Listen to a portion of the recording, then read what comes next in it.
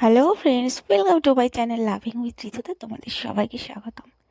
তোমরা কেমন আছো? আশা করি তোমরা সবাই অনেক অনেক অনেক ভালো আছো। আর তোমাদের ভালোবাসা পেয়ে আমি যেমন থাকি, আমিও কিন্তু ভীষণ ভালো আছি।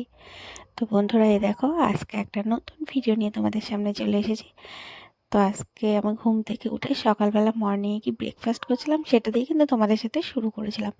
তো এই দেখো, শরীরটা যেহেতু ভালো নেই, একটু জ্বর জ্বর ভাব, তো আমার কিছু খেতে ইচ্ছা করছিল না, তার জন্য আমি ফল খাচ্ছিলাম। তো তখন যখন খাচ্ছিলাম প্রায় 11টা, সাড়ে 11টার কাছাকাছি বাজে। তো আমি প্রথমে একটু চা আর বিস্কুট খেয়ে নিয়েছিলাম, তারপরে কিন্তু আমি ফল নিয়ে বসে পড়েছিলাম। দেখো এখানে রয়েছে স্ট্রবেরি, ব্ল্যাকবেরি, পাকা পেঁপে, আর বেদানা, আর অরেঞ্জ। আর এছাড়া 4টে মালটা নিয়ে বসে পড়েছিলাম খাবো বলে। কারণ আমার এমনিতেই কয়দিন পর পর হিমোগ্লোবিন কমে যায় বলে খুব প্রবলেম হয়, তখন আমি বুঝতে পারি যে আমার শরীরে কোনো প্রবলেম চলছে। আর তখন কিন্তু আমি মানে প্রচুর পরিমাণে ফল খাই, বিশেষ করে বেদানাটা প্রচুর পরিমাণে খাওয়া হয়। তো যাই হোক, সেই ভেবে বসে পড়েছি, কারণ শরীরটা কয়দিন ধরে এত খারাপ লাগছে। আমি নবদ্বীপে যে কিছুদিন আগে গেলাম রিসেপশনে, তারপর থেকে আসার পর থেকেই কিন্তু আমি শরীর খারাপে ভুগছি। তো যাই হোক, তোমাদের সাথে যেমন ডেলি ভ্লগ আমি শেয়ার করি, সেটা তো করতেই হবে। তো এ দেখো আমি কিন্তু চলে এসেছি ওখান থেকে খাওয়া দাওয়া করে। বিকালবেলা একটু শরীরটা ভালো লাগছিল বলে বেরিয়ে পড়েছিলাম আমি ঘুরতে, রিলস করবো বলে বেরিয়েছিলাম সেখানে এসে। তো এই দেখো, তো এই দেখো আমাদের বাড়ির থেকে একটু এগিয়ে এসে একটু ভিলেজ সাইড রয়েছে, এই জায়গাটার নাম হচ্ছে গোয়ালদা। ঠিক আছে, আমি এখানে চলে এসেছি। আর এখানে গান বাজছিল, সেটা আমি খেয়াল করিনি, যার জন্য কিন্তু আমি ভয়েস দিয়েছিলাম সেখানে। তারপরে বাড়িতে এসে যখন এডিট করতে বসলাম, মানে আমি এডিট করছি, এখন প্রায় রাত 11:15 বাজে।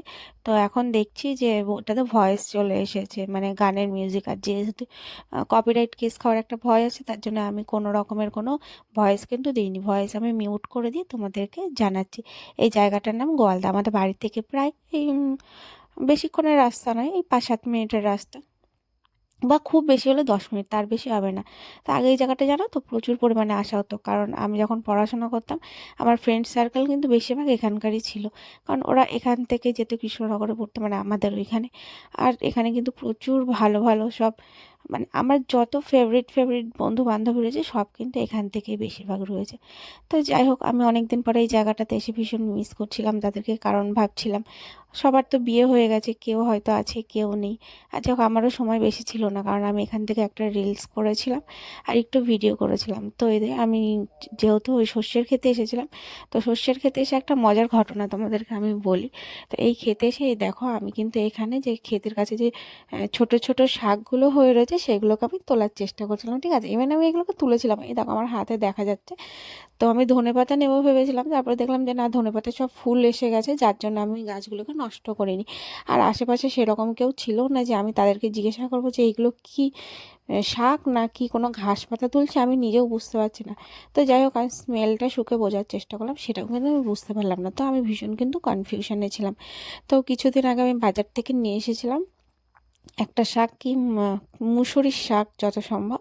তো অনেকটা এরকমই দেখতে ছিল, সরু সরু লম্বা লম্বা পাতা।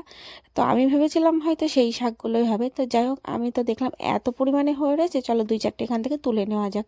তো যাই হোক, আমি এ দেখো গাছের ফাঁক দিয়ে যে মাঠের মাঝখানে নেমে আমি কিন্তু শাকগুলোকে তুলতে শুরু করে দিয়েছি।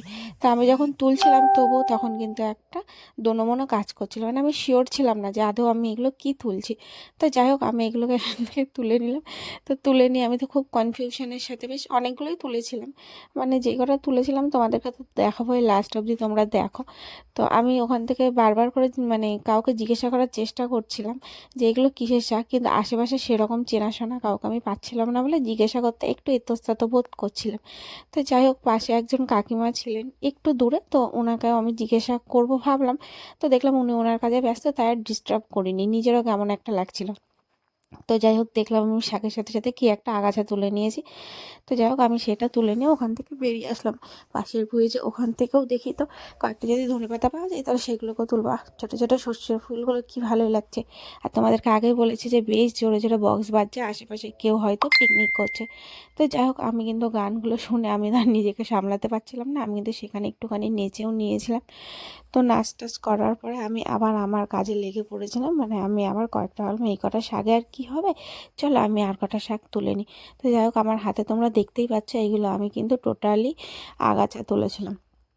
তো এই শাকগুলো তুলছিলাম, তুলে নিয়ে আমি ভাবছিলাম যে চলো এখান থেকে এবার উঠে চলে আসি। অনেকগুলো তুলেছি, সত্যি সত্যি যদি এইগুলো শাক হয় তাহলে তো আমি আচ্ছা করে প্যাদানি খাবো।